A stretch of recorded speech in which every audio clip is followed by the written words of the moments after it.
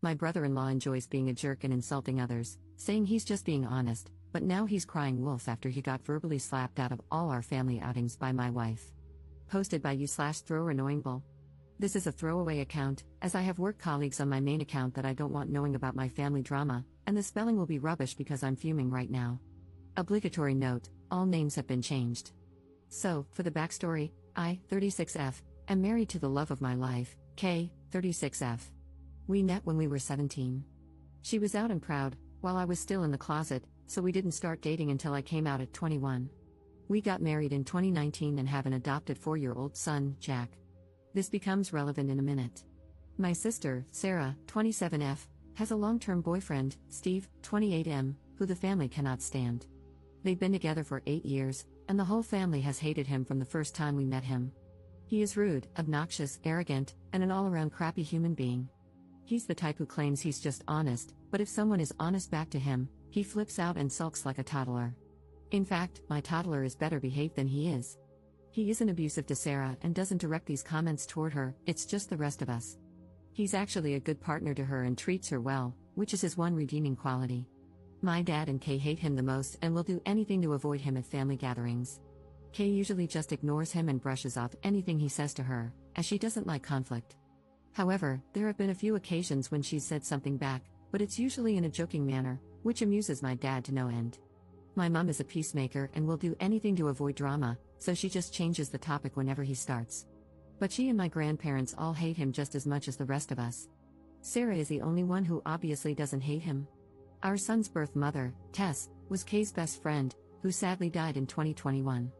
This was a real shock, as she had an underlying heart condition that she didn't know about. She simply went to sleep one night and never woke up.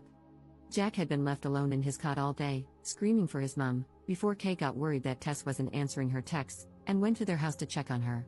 She found Jack in his cot and Tess in her bed. We adopted Jack because no one in Tess's family was in a position to take him in. We raise him as our own, but he knows who Tess is. Obviously, this is a very sensitive topic for Kay, as it was so traumatic for her and Jack. Now, onto what happened last weekend.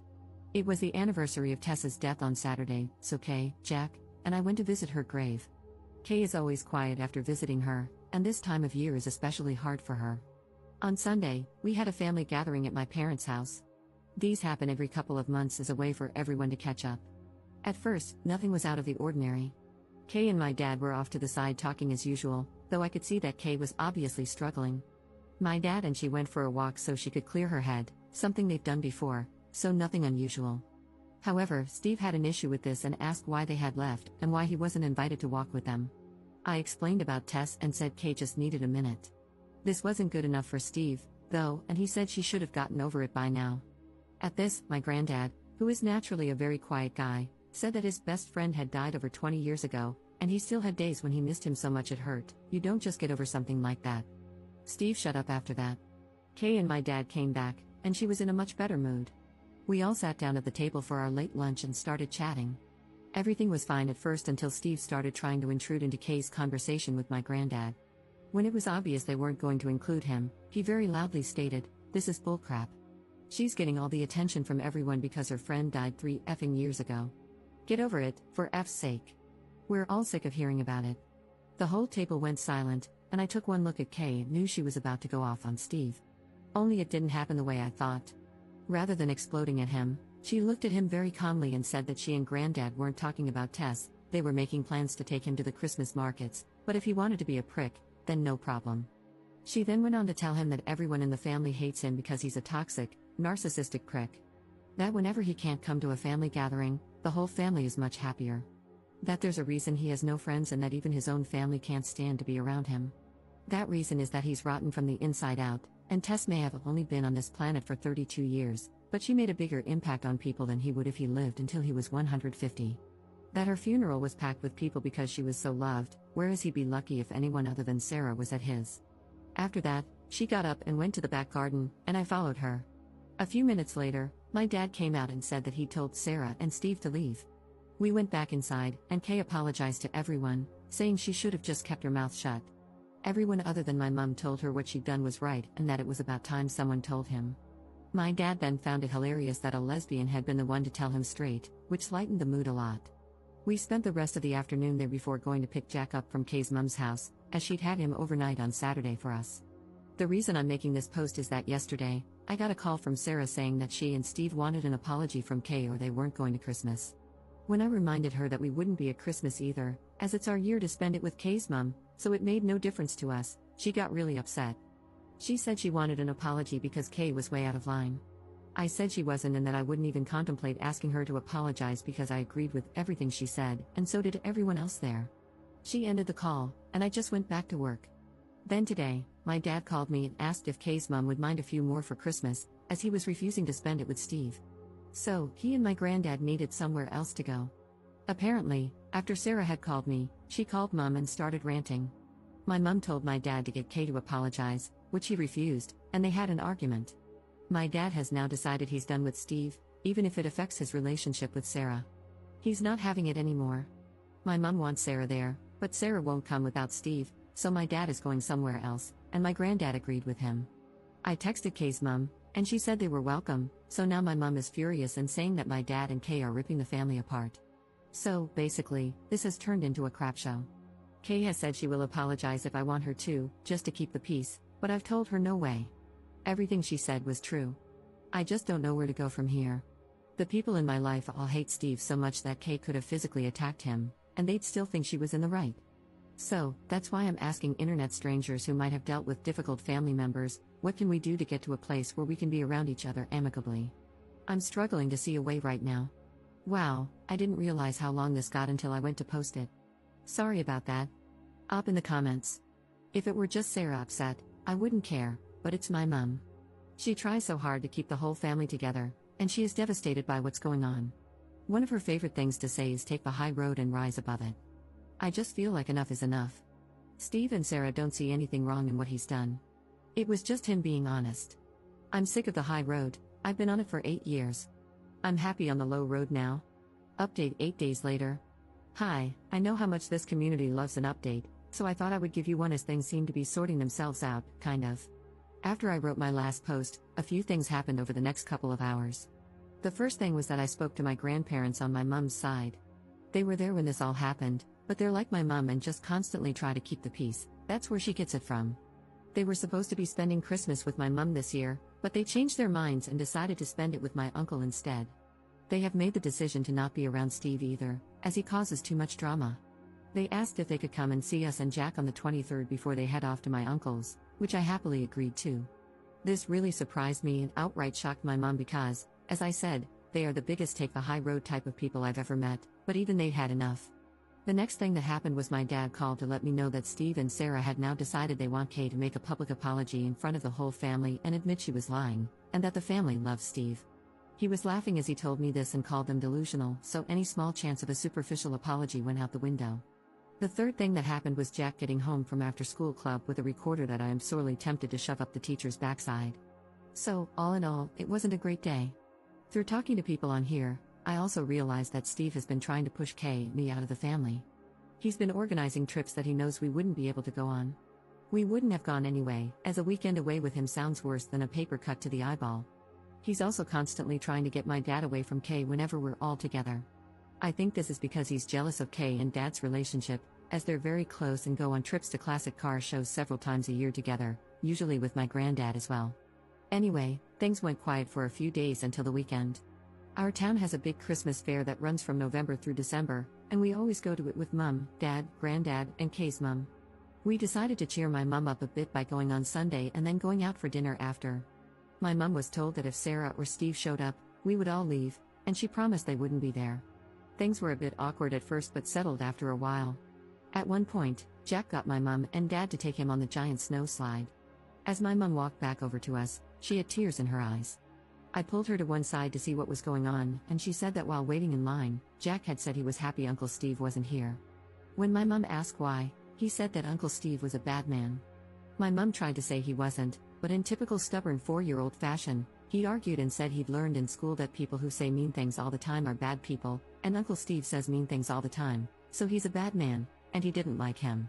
There had been a case of bullying in his class a few weeks ago, and the teacher had done a lesson on how wrong bullying is, so I think that's where this came from. This finally broke through to my mum. If even a 4-year-old can see what a horrible prick the man is, then she had to as well. She said she felt stuck because she hated Steve and agreed with everything Kay has said, but she loves Sarah and doesn't want to isolate her. I told her I would always be there for her, but I wasn't putting myself, Jack, or Kay through being around Steve again, and she needed to think about what she wants, not what I want, or Dad, or Kay, or Jack, or her parents, or Sarah, or Steve, but what she wants. She went quiet and then said that Kay's mom had told her she was welcome at hers for Christmas if she wanted to and that she could decide on Christmas Day if she wanted. Kay's mom would save her a plate. We went back to the group, and a little while later, I saw Mom and Kay's mom having a deep discussion while walking behind us. Neither will say what they talked about, but Mom seemed a bit happier after their talk. They have also been talking since, as yesterday my mom told me that she will be coming to Kay's mom's for Christmas, and they've been talking about going shopping together next week. When Mom told Sarah after calling me, Sarah predictably lost her mind and said Mom was choosing us over her. My mom told her she was choosing to have a good Christmas rather than being belittled and made miserable, all for the sake of Steve and his so-called honesty. Sarah then called me and asked if I was happy that I'd won. She then did the unforgivable and used a few homophobic slurs toward me and Kay and called Jack the product of a WH-re. I ended the call, blocked her everywhere, and then let my family know what had happened and that I never wanted to speak to her again.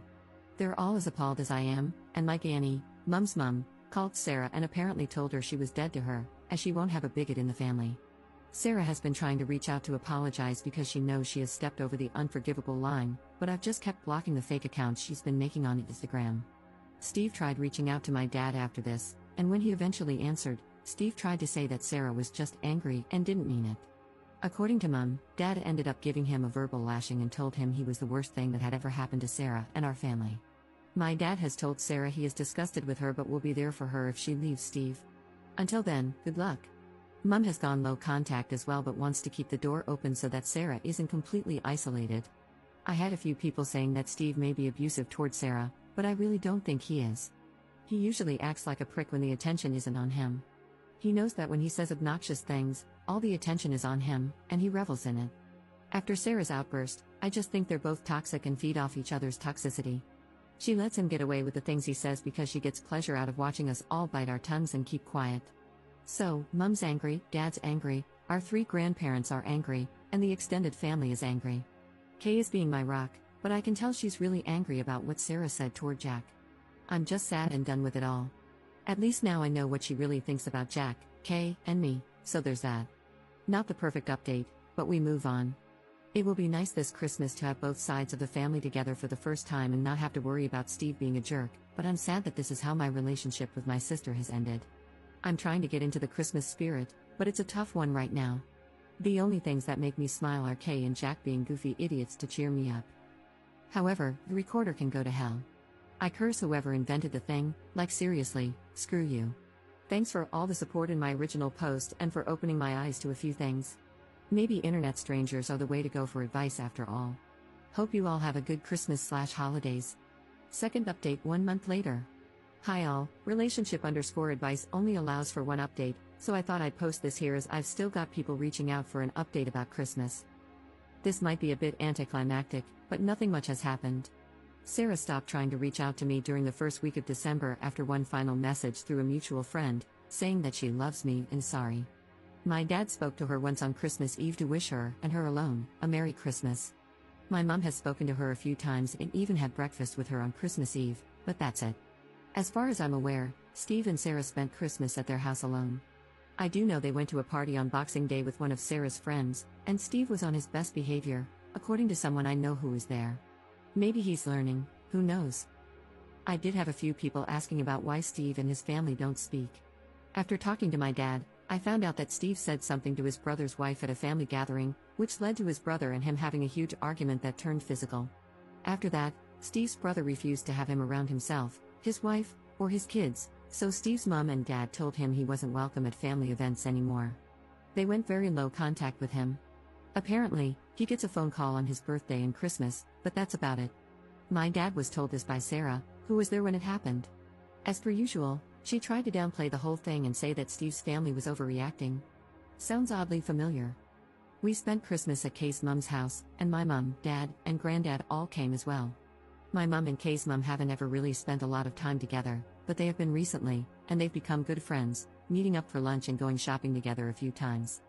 It's a bit of an odd pairing, as my mum is very straight-laced, and Kay's mum was a punk when she was younger and is now really into Wicca and natural healing. Seeing my mum dressed in her Sunday best and Kay's mum in her Sex Pistols hoodie is an odd sight, but they get along great, so that's nice. Christmas overall was good, nothing special, just relaxing. Without Steve being around, there was no need to be on edge. Jack was very spoiled and loved every second of it. I'll be honest and say I miss my sister a lot, and part of me really wanted to call her on Christmas Day, but I know I can't have her in my life right now. That's about it, really, all very boring. I still want to launch Jack's recorder into the sun, but he loves it, and his rendition of London's Burning is improving. Listening to 26 4 and 5-year-olds enthusiastically try to play London's Burning on recorders at the Christmas nativity play was one of the funniest things I've ever seen. That got the biggest cheer of the night, that's for sure. I hope everyone had great holidays and has a brilliant new year. Commenter. This is not a recommendation, however, a dog can really do a number on a recorder. Great chew toy, just saying. Ops response. Funny you should say that. We have been offered a rescue puppy that will be ready in a few weeks, so if we get one, he or she could solve our problems.